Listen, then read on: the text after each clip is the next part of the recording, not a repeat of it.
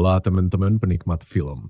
Gue balik lagi di Ikal Review dan kali ini gue mau ngebahas satu film yang pastinya punya tempat spesial di hati banyak dari kita, Lilo and Stitch. Sebagai seseorang yang tumbuh bareng film animasinya di tahun 2000-an, awalnya gue agak skeptis sih. Kayak, ngapain sih di remake? Tapi setelah nonton versi 2025 ini, gue bisa bilang hasilnya cukup mengejutkan dalam arti yang positif.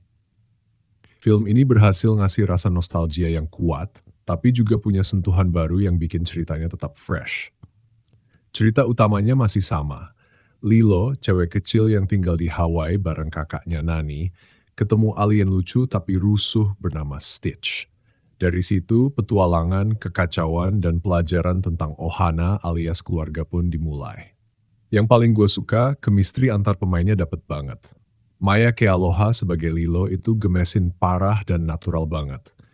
Ini padahal debut layar lebarnya, gokil sih, respect. Sydney Agudong juga berhasil bikin karakter Nani terasa lebih real sebagai kakak yang lagi jungkir balik ngurusin adiknya. Dan yang bikin nostalgia makin hidup, Chris Sanders balik lagi ngisi suara Stitch. Wah, suara khasnya itu masih bisa bikin senyum-senyum sendiri. CGI-nya, surprisingly okay. Stitch versi live actionnya malah kelihatan lebih imut, kayak gabungan Stitch dan Baby Yoda gitu. Selain itu, latar Hawaii-nya ditampilkan dengan indah. Visualnya keren, musiknya masih punya vibe yang familiar, tapi dibalut nuansa baru yang asik. Dan karakter-karakter alien kayak Jumba dan Plickly juga tetap kocak dan ikonik. Oh, dan ada satu karakter baru yang lumayan stand out. Tutu, tetangga Lilo yang diperankan Amy Hill. Keberadaannya nambahin sisi hangat dan lucu di film ini.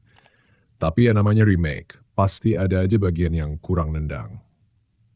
Beberapa bagian di awal film terasa terlalu cepat, terutama hubungan antara Lilo dan Stitch yang menurut gue jadi agak kurang emosional dibanding versi animasinya.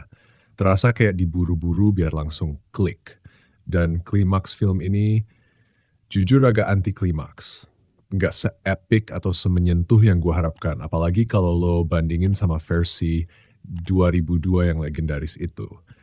Tapi ya, dibanding live action remake Disney lainnya, ini masih masuk dalam kategori yang cukup berhasil, walau tetap nggak bisa ngalahin versi aslinya.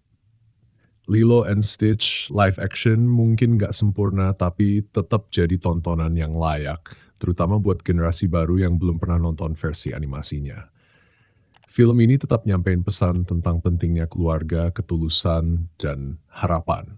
Dan yang paling penting, dia nggak ngerusak warisan dari film aslinya. Gue kasih skor 7,5 dari 10. Nggak sekadar nostalgia, tapi juga usaha yang solid dari Disney buat bawa ulang kisah ini ke generasi sekarang. Itu dia review gue buat Lilo and Stitch versi live action. Gimana menurut kalian? Lebih suka yang lama atau remake-nya? Drop komentar kalian di bawah ya. Jangan lupa like, share, dan subscribe biar nggak ketinggalan review seru lainnya di Ikal Review. Sampai jumpa di video berikutnya, teman-teman penikmat film. Ohana means family, and family means nobody gets left behind. Peace out.